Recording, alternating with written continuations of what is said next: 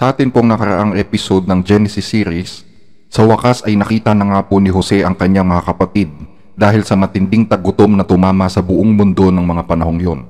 Maging ang buong Kanaan ay apektado nito kaya't inutusan ni Jacob ang kanyang mga anak na bumili ng pagkain sa Ehipto.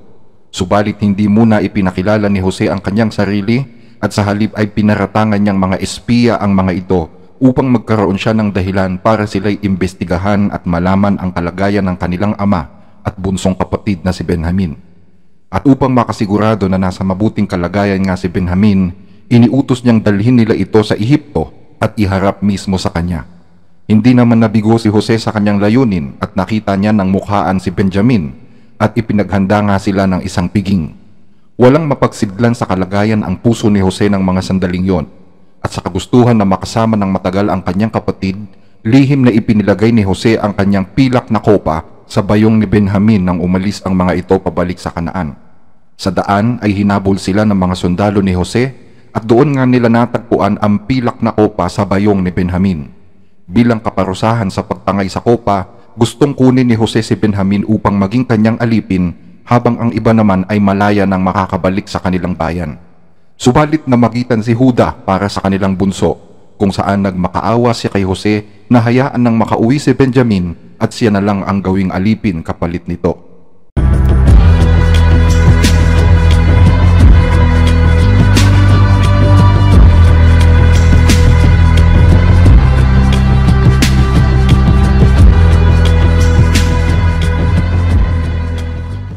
Pilit na pinipigil ni Jose ang kanyang sarili na huwag umiyak habang nakikita niya ang pagmamakaawa ni Juda. Sa loob-loob niya ay halos madurog ang kanyang puso. Bumabalik sa kanyang alaala ang mga sandali kung ilang beses siyang nagmakaawa sa kanyang mga kapatid na huwag siyang ibenta, na tila ba nakikita niya ang kanyang sarili sa kalagayan ni Juda ngayon. Matatandaan na si Juda ang siyang may ideya na ibenta si Jose para maging alipin sa Ehipto. Pero sa halip na magalit at gumanti sa kanyang mga kapatid, nangibabaw ang pagmamahal ni Jose. Mahal na mahal ni Jose ang kanyang mga kuya noon pa man na nasa puder pa siya ng kanyang ama. Wala siyang ninais para sa mga ito kundi sila ay mapabago, matakot sa Diyos at mapalapit sa Kanya. At sa kabilangan ng mga hirap ng kanyang pinagdaanan sa Ehipto hanggang sa bilangguan, nangibabaw pa rin ang dating pagmamahal niya sa mga ito.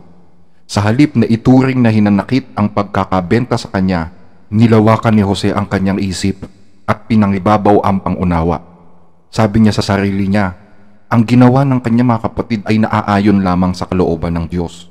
Kung hindi sana nangyari yon, kung hindi sana siya naibenta, malamang ay wala siya sa magandang kalagayan niya ngayon. At hindi sana niya matutulungan ng kanyang mga kapatid na pinahihirapan ng tagutom. Naghirap siya sa Egypt bilang alipin at nakulong para mailigtas ang kanyang pamilya. At ngayong nasa posisyon na siya upang iligtas ang mga ito, hindi niya hinayaang mangibabaw sa kanyang puso ang galit at paghihiganti. Nangingilid ang luha sa mga mata ni Jose. Kitang-kita niya ang bukal sa pusong pagsisisi sa mga mata ni Juda at ang pagpapakumbaba ng kanyang mga kapatid. Nandoon din si Benjamin na lumuluhang kasama ng kanyang mga kuya. Takot na baka hindi na niya makitang muli ang kanyang ama kapag pinilit ng gobernador na kunin siya. Pero gaano man pinatibay ng mga pagsubok ang kalooban ni Jose, hindi niya natagalan ang kaawa-awang kalagayan ng kanyang mga kapatid. Sumabog ang kanyang kalooban at sumigaw siya sa kanyang mga alipin. Magsialis kayong lahat sa harapan ko. At nang marinig yon ng mga alipin, nagmadali ang mga ito na umalis sa lugar na yon. Si Jose at ang kanyang mga kapatid lamang ang natira. At nang makaalis na nga ang lahat ng mga alipin, humagulgol ng malakas si Jose. Dinig sa buong kabahayan ang kanyang pag-iyak. Mga kuya ko, ako to, si Jose. Kamusta na ang tatay? Buhay pa ba siya? Nasa maayos ba siyang kalagayan? Umiiyak na sinabi ni Jose sa kanyang mga kapatid habang pinupunasan ang mga luha na tila walang tigil na dumadaloy sa kanyang mga mata. Tila naparalisa naman ang katawan ng kanyang mga kapatid. Gulat na gulat sila. Hindi sila makakilos. Ang gobernador na kanina lamang ay nakikipag-usap sa kanila na may kasamang translator, ngayon ay diretsyong nakakapagsalita sa wikang Hebreo. Hindi sila makapaniwala na lalabas ito sa bibig ng pinakamakapangyarihang tao sa Ehipto. Halos lumundag palabas ang kanilang mga puso sa sobrang kaba dahil sa matinding pagkagulat sa narinig nila. At nang makita ni Jose na halos hindi makagalaw ang kanyang mga kapatid, Litong-lito sa mga nangyayari, iniunat niya ang kanyang mga braso upang yakapin sila. Halika nga kayo mga kuya ko. Hindi niyo ba ako namumukaan? Ako to si Jose na ipinagbili ninyo noon. Nang marinig nila yon ay tila kidlat na bumalik sa kanilang mga alaala ang itsura ng kawawa nilang kapatid noong ibenta nila ito. Ang kapatid na pinagtangkaan nilang patayin, ngunit nauwi sa pagbebenta sa kanya bilang alipin. Ang kapatid na inaakala nilang patay na o marahil ay isa lang sa mga milyon-milyong tao sa Ehipto ngayon na walang makain. Pero narito ngayon sa kanilang harapan na parang hari ng buong bansa. Alam nila na totoo ang mga panaginip ni Jose. Alam nila na magaganap ito sa kanilang kapanahunan, pero dahil sa galit ay sinikap nilang huwag magkatotoo ang mga ito. Pero nanaig ang tadhana ng kanilang kapatid at narealize nila na sila pa pala ang magiging dahilan upang matupad ang mga ito. Pero ayaw ni Jose na makonsensya o mag-guilty ang kanyang mga kapatid. Kaya ang sabi niya, ano ba kayo? Huwag kayong mag-alala. Huwag niyo sanang sisihin ang mga sarili ninyo. Niloob ng Diyos ang lahat ng ito para nang sa gayon ay maraming buhay ang maligtas. Mga kapatid ko, kung hindi nangyari ito, ano kayang mangyayari sa pamilya natin? 2 taon pa lang ang tagutom. Meron pang natitirang 5 taon na hihintayin para matapos ito. Mahaba-haba pa ang laban. Kung hindi nangyari ito, malamang ubos ang lahi natin dahil sa tagutom. Tandaan ninyo, hindi kayo ang nagdala sa akin dito, kundi mismong ang Panginoon ang nagdala sa akin para magligtas ng maraming buhay. So ganun kamahal ng Diyos ang pamilya ni Abraham. Meron siyang napakalaking plano kaya niya pinahintulutan ang mga paghihirap ni Jose. This is the perfect example of blessing in disguise, mga kababayan. Actually, dito makikita natin na hindi lang ang pamilya ni Abraham ang mahal ng Diyos. Mahal din ng Diyos pati ang buong mundo dahil gumawa siya ng isang katulad ni Jose para iligtas ang lahat ng mga tao sa banta ng tagutom. So Joseph was not only a blessing for Israel, but he is also a blessing for the Egyptians and to the whole world dahil ang tagutom ay sumasalanta sa lahat ng mga bansa. So nag-iyakan yung magkakapatid ng mga oras na yon. Sobrang higpit na niyakap ni Jose si Benjamin at si Benjamin naman ay hindi makapaniwala. Yung kuya na ikinikwento lang sa kanya ng kanyang ama na ang akala niya ay patay na, eto nakayakap sa kanya ngayon, buhay na buhay. Ang sabi ni Joseph, mga kuya, bumalik kayo agad sa ating ama at ibalita ninyo sa kanya na ako ang pinamamahala ng Diyos ngayon sa buong Ehipto. Sabihin ninyo na pumarito agad sa lalong madaling panahon. Huwag kayong mag-alala kung saan kayo titira. Patitirahin ko kayo sa bayan ng Goshen para malapit lang kayo sa akin. At hindi ko kayo pababayaan. Aalagaan ko kayo. Hindi kayo maghihirap. Ang sabi ni Jose sa kanyang mga kapatid. Sana lahat ng mga kapatid tulad talaga ni Jose. Alam niyang siya yung meron at yung kanyang pamilya ay wala. Kaya sabi niya, hindi ko kayo pababayaan. Hindi kayo maghihirap. Sana lahat ng mga kamag-anak, especially lahat ng mga kapatid na biniyayaan ng magandang kapalaran ay matutong i-share sa kanilang mga pamilya yung blessing na yon. Hindi yung umasenso ka tapos parang ipapamukha mo pa sa kanila na ikaw ang umangat at sila hindi. At hindi ka na nga tumulong, inaapakan mo pa sila. Huwag sanang ganon, mga kapatid. Huwag sanang ganon. So niyakap ni Jose ng mahigpit yung kanyang kapatid na bunso. Si Benjamin umiiyak din habang kayakap siya. Sabi siguro ni Benjamin, nandito na ang kuya ko. Then niyakap pa uli ni Jose yung kanyang mga kuya at hinalikan sila. Biruin nyo no, kung gaano kamahal ni Jose yung kanyang mga kapatid sa kabila ng lahat ng mga ginawa sa kanya. Talagang hinalikan pa niya sila. So after na maipakilala ni Jose yung kanyang sarili at mayakap at makamusta yung kanyang mga kapatid, on that same day, nag-report si Jose sa Haring Faraon.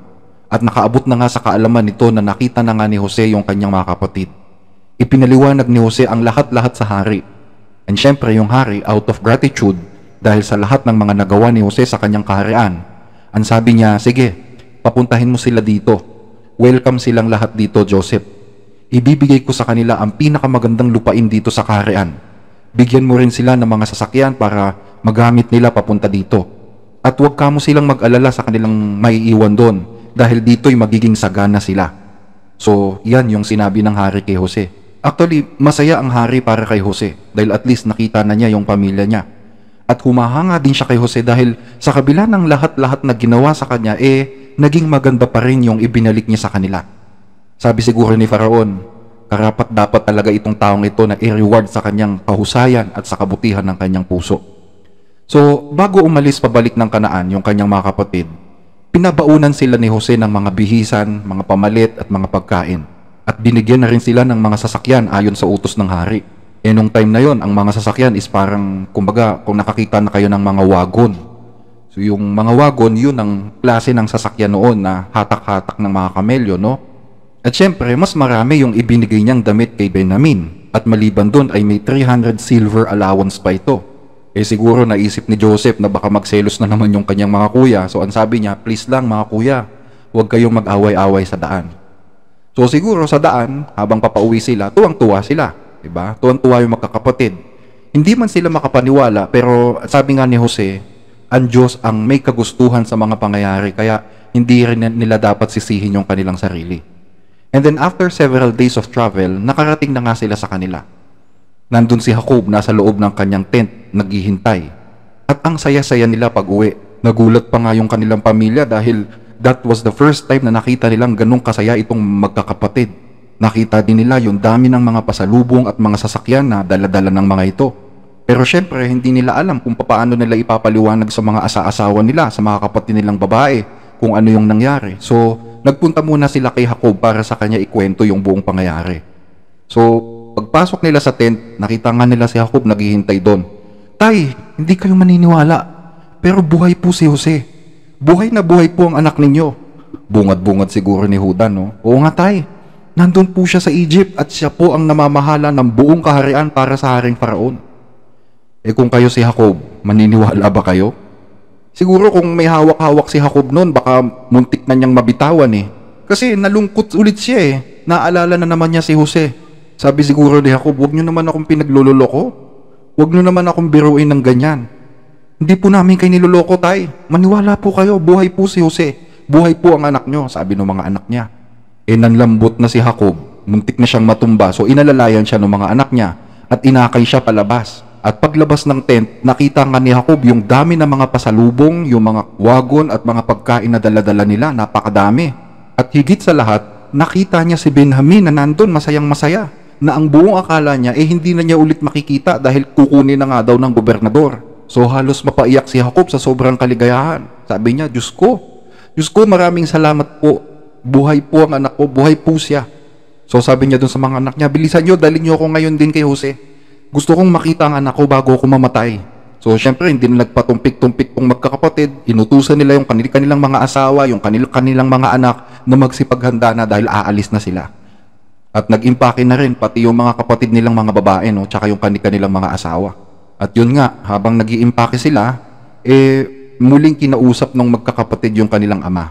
At doon na nga nila inamin yung buong pangyayari kung bakit nawala si Jose ng araw na yon. Ikinumpisal nila yung lahat-lahat ng kanilang mga kasalanan sa kanilang ama na naging dahilan ng ilang taong paghihinagpis at hirap ng kalooban nito. At buong pagpapakumbaba na humingi sila ng tawad sa kanilang ama. At tulad ni Jose, nangibabaw din ang pagmamahal at pagpapatawad ni Jacob sa kanyang mga anak. Parang isang ama na handang magpatawad sa kanyang mga anak. So nang mga araw na yon, naglakbay ang buong pamilya ni Jacob. Dala ang lahat ng kanilang mga ari-arian at yung natitira pa nilang mga hayop papunta sa Egypt. Marami ring sumama. Yung mga alipin na nakatira sa puder ni Jacob, mga tagapag-alaga ng kanyang mga hayop. Siguro may mga kaibigan din na pinili na ring sumama sa kanya dahil nga sa sobrang hirap ng buhay sa Kanaan. And dahil mahaba nga ang lakbayin papuntang Egypt, nag-stop over muna sila sa Beersheba para doon magpahinga. Siguro malayo na rin yung kanilang nalalakbay, ano? So napagod sila and they stopped over dito sa Beersheba. And doon nga naghandog ng hain ng pasasalamat sa Diyos si Jacob, ng pasasalamat sa lahat ng mga biyaya, ng mga pag-iingat at ng mga himalang nangyari sa buhay nila. At nung gabi na natutulog na si Jacob, nakipag-usap sa kanya ang Diyos sa isang panaginip. Jacob, Jacob, nandito po ako, Panginoon. Jacob, ako ang Diyos ng iyong amang si Isaac. Huwag kang matakot na pumunta sa Ehipto, dahil doon ay pararamihin ko ang iyong lahi at gagawin ko kayong isang malaking bansa. Sasamahan ko kayo doon at hindi ko kayo pababayaan. At sa takdang panahon ay ibabalik ko ulit kayo dito sa inyong lupain sa Kanaan. Makakasama mo si Jose bago ka mamatay. So yan yung mga sinabi ng Diyos kay Jacob sa panaginip. Baka may magtanong sa inyo, bakit ba kasi kailangan silang dalhin sa Egypt? Bakit doon pa sila gustong paramihan ng Diyos? Alam nyo mga kababayan, una sa lahat, hindi po maganda ang kalagayan ng buhay sa Kanaan para tustusan yung paglaki ng kanilang angkan. Mabilis na lumalaki yung pamilya ni Jacob and Canaan is not enough to provide their needs, lalo na sa gitna ng tagutom. At dalawa lang ang pwedeng mangyari kung hindi sila aalis sa Kanaan. Either digmain sila ng mga tribo doon, ang kininyong kanilang mga ari-arian, at palayasin sila, or sila mismo ang magbangayan at mag-away-away. So yan yung pwedeng maging possibility kung hindi sila aalisin ng Diyos sa Kanaan, ano? At malaki rin ang possibility na habang lumalaki yung kanilang lahi, maulit yung dating na-impluensahan sila ng idolatry sa Kanaan. Remember nung time na pinatay ni Levi at ni Simeon, yung humalay kay Dina, during that time, na-impluensyahan na ng idolatry ang pamilya ni Jacob. Nagkaroon ng mga Diyos-Diyosan sa mismong kampo nila. Sa Egypt, yes, may mga Diyos-Diyosan din doon. Pero binigyan sila doon ng isang lugar na para sa kanila lang, sa Goshen. Yung Goshen, dinakante po yan ng hari yung lugar na yan para sa lahi ni Jose. Kaya walang Egyptian na pwedeng manirahan doon o maka-impluensya o manggulo sa kanila doon. Kasi alam nyo, kasuklam-suklam sa mga Egyptian ang makisama sa mga pastol ng hayop. Ang hanap buhay nila Jacob, mula pa sa kanunuan nila, mga shepherds sila . Sa ancient Egypt, sa sinaunang Egypt, it is forbidden. It is very unclean sa isang Egyptian na mamuhay kasama ng isang shepherd. So wala talagang Egyptian na makikihalubilo sa kanila sa Goshen. At ito rin siguro yung rason kung bakit walang nag-escort ng mga Egyptian soldiers sa kanila nung umuwi yung magkakapatid hanggang sa pagbalik nila sa Kanaan, ano? Wala silang escort na Egyptian kasi nga, forbidden nga yon sa mga Egyptian. Kaya yung pagtira nila sa Goshen, wala talagang Egyptian na makaka-impluensya sa kanila, hindi makakapasok ang idolatry doon. Kaya safe talaga ang Egypt para makapagparami itong lahi ng mga Hebreo. And then, pagdating nga nila sa gate ng Egypt, inutusan ni Jacob si Judah na puntahan si Jose para alamin paano yung daan papuntang Goshen. Siguro kasi na-briefing na rin si Jacob na Goshen ang magiging destinasyon nila pagdating sa Egypt. So nung magkita si Jose at saka si Judah, nag-utos si Jose ng alipin para i-assist si Judah at yung kanyang pamilya papunta nga sa Goshen. Then pagdating sa Goshen, nagpahinga nga yung buong angkan ni Jacob. Tinititigan nila yung buong lupain. Siguro sinisipat-sipat nila, no? At nakita nga nila na maayos naman talaga yung lugar na yon. May mga ilog, may mga bukid na pwedeng pagtaniman, may mga lugar na pwedeng pagpastulan. Although bakas pa yung tagtuyot kasi nga taggutom ng mga panahon na yon . Pero sa isip-isip ni Jacob, lalabas din ang ganda ng lugar na ito once na matapos na nga yung crisis. At kinahapunan nga, sakay ng kanyang karo, dumating si Jose sa Goshen para i-meet yung kanyang pamilya.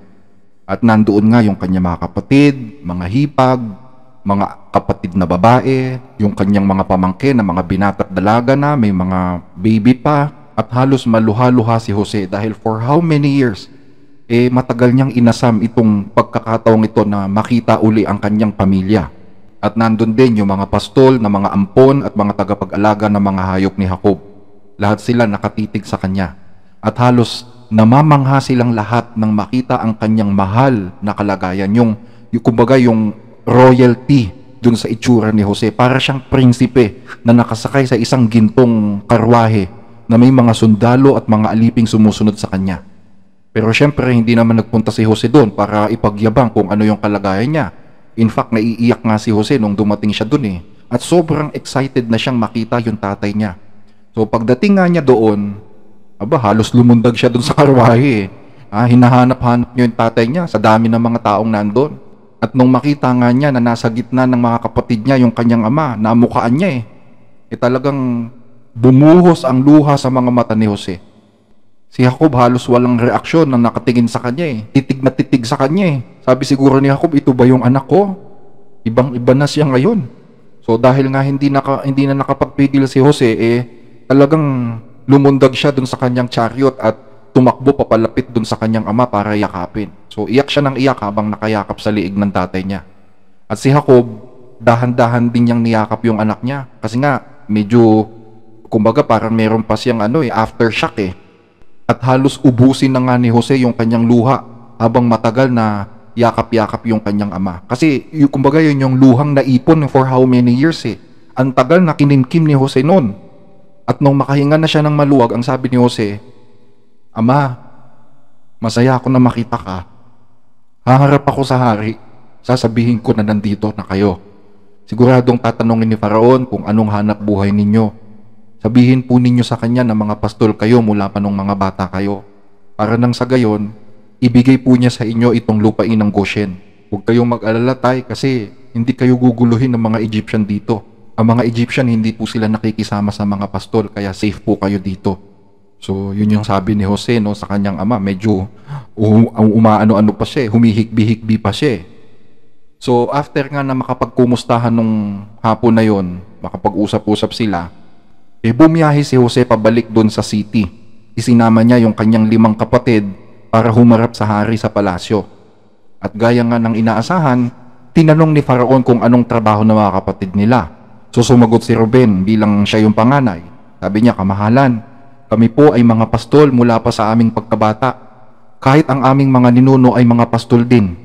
Naparito po kami sa inyong kaharian upang pansamantalang makipamayan dahil wala pong makain sa aming bayan sa Kanaan.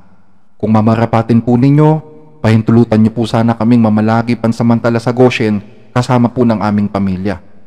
So maingat yung sagot ni Ruben. Inamin niya kung ano yung hanap buhay nila, yung hanap buhay ng kanilang mga ninuno, at naging malinaw din siya sa hari na yung kanilang pagtira doon pansamantala lang. Hindi sila forever natitira doon. Kumbaga temporary lang habang sumasalanta lang yung taggutom sa Kanaan. Meaning, talagang darating ang time na aalis at aalis sila doon kapag gusto na nilang umalis. So yun yung nilinaw ni Ruben sa hari. And then yung hari bumaling kay Jose. And out of gratitude sabi niya, "Well, Jose, nasa harapan mo ang buong kaharian. Patirahin mo sila sa pinakamabuting lupain kung saan mo gusto. Patirahin mo sila sa Goshen kung yun ang gusto ninyo. At kung may alam ka sa kanila na mahusay mag-alaga ng mga hayop, kunin mo sila para maging tagapag-alaga ng mga hayupan ko," sabi ng hari, no? So natuwa si Jose sa desisyon ng hari at nagpasalamat siya. So umalis na sila at bumalik na sila ng Kanaan. And then nung sumunod na araw, bumalik ulit si Jose sa hari. And by this time, kasama na niya yung kanyang amang si Jacob. And tinanong ng hari si Jacob, "Ilang taon na kayo?" Sabi ng hari, no? Sumagot si Jacob, 130 years old na ako. Mas maiksi po yan kumpara sa naging buhay ng mga magulang ko. At mas naging mahirap ang buhay ko kumpara sa kanila. Sabi ni Jacob sa hari, ano? Then after na makapag-usap, palibhasa alam ni Jacob na mas mataas ang Diyos kaysa sa kahit sinong hari sa buong mundo.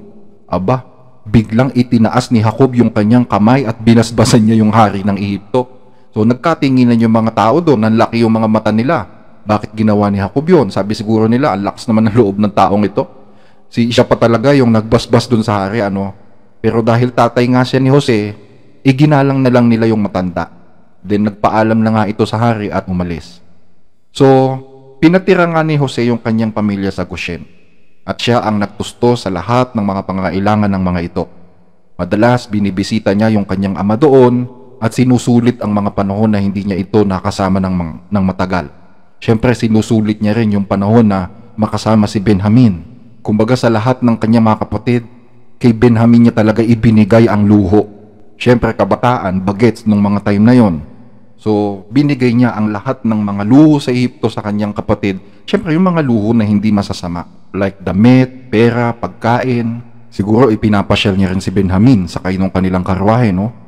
Normal naman talaga yon. Kahit hindi niyo naman mabasa sa Biblia yon, kung kayo naman si Jose, talagang gagawin niyo rin yon sa kapatid ninyo na bunso na matagal niyong hindi nakasama. Lalo tunay na magkapatid sila. Hindi lang sila magkapatid sa ama. Sila talaga yung magkapatid kay Raquel, ano? At niloob naman ng Diyos na ma-enjoy ni Jacob yung kanyang buhay na natitira. Kaya binigyan pa siya ng 17 years para makasama yung kanyang anak. Kumbaga, binigyan din talaga siya ng Diyos ng mahaba at magandang retirement eh. So, ganyan po yung naging buhay ni Jacob sa Egypt. So, si Jose naman, lalo pa niyang pinahanga ang hari sa kanyang trabaho. Siyempre, mas ginalingan ni Jose, di ba? Kasi habang tumatagal ng tumatagal at palala ng palala ang tagutom at ang mga Egyptians umaangal na dahil wala na nga silang pera pambili ng pagkain. Maraming pagkain pero ang problema is wala na silang pera pambili. So ang sabi ni Jose, kung wala na kayong pera, pwedeng ipambayad ninyo yung mga hayop ninyo at saka yung mga lupain ninyo. So syempre, para wag mamatay sa gutom, ibinayad nga ng mga Egyptians yung kanilang mga natitirang properties para sa pagkain.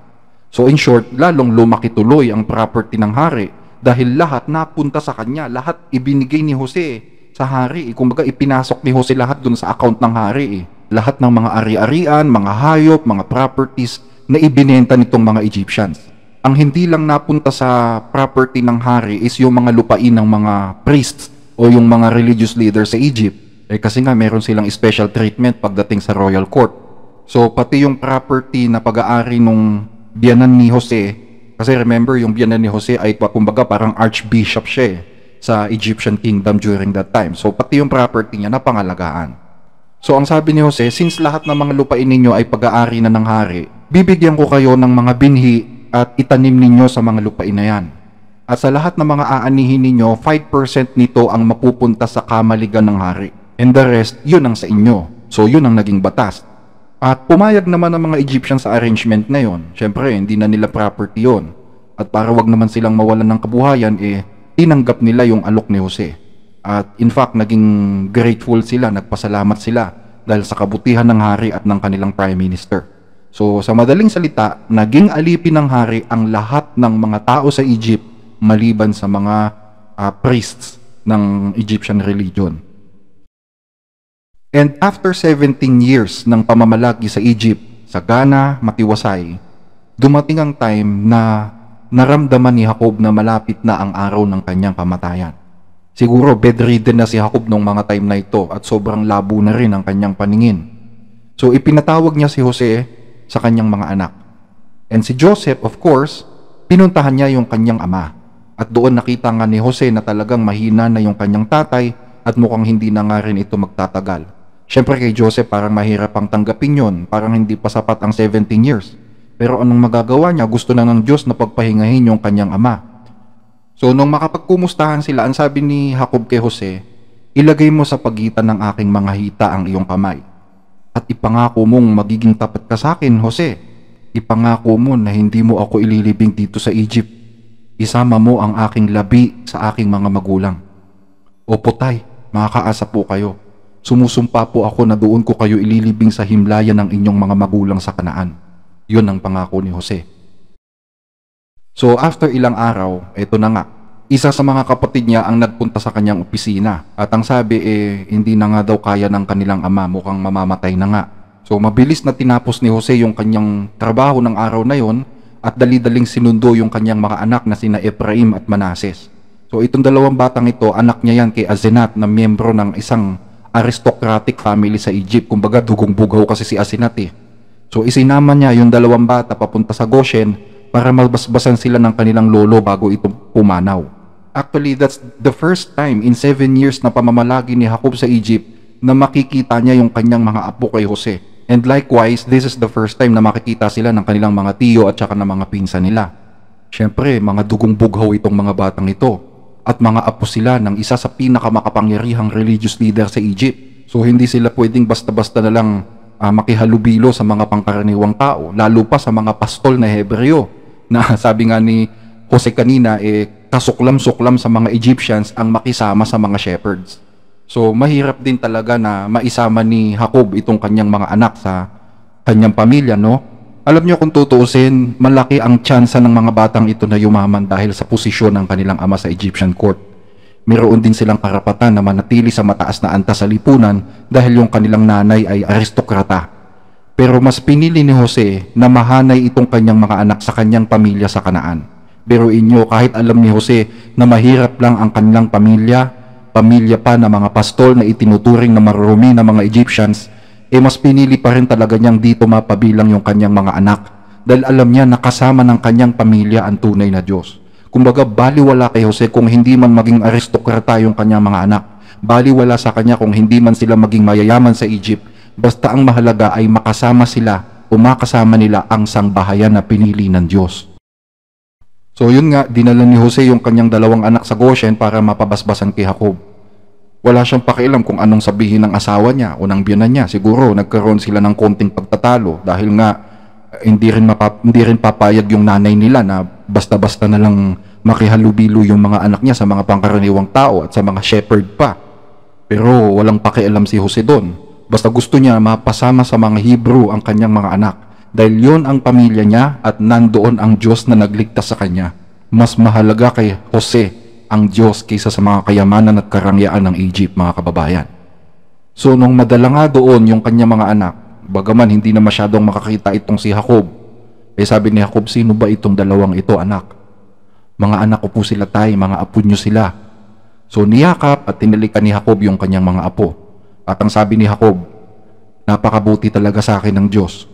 Hindi ko lang nakita ang mukha ng anak ko, ipinakita rin pati mukha ng mga apo ko. At alam nyo kung anong basbas ang sinabi ni Jacob sa mga anak ni Jose? Ang sabi ni Jacob, bagaman ang mga anak mo ay ipinanganak dito sa Egypt, sila ay magiging akin.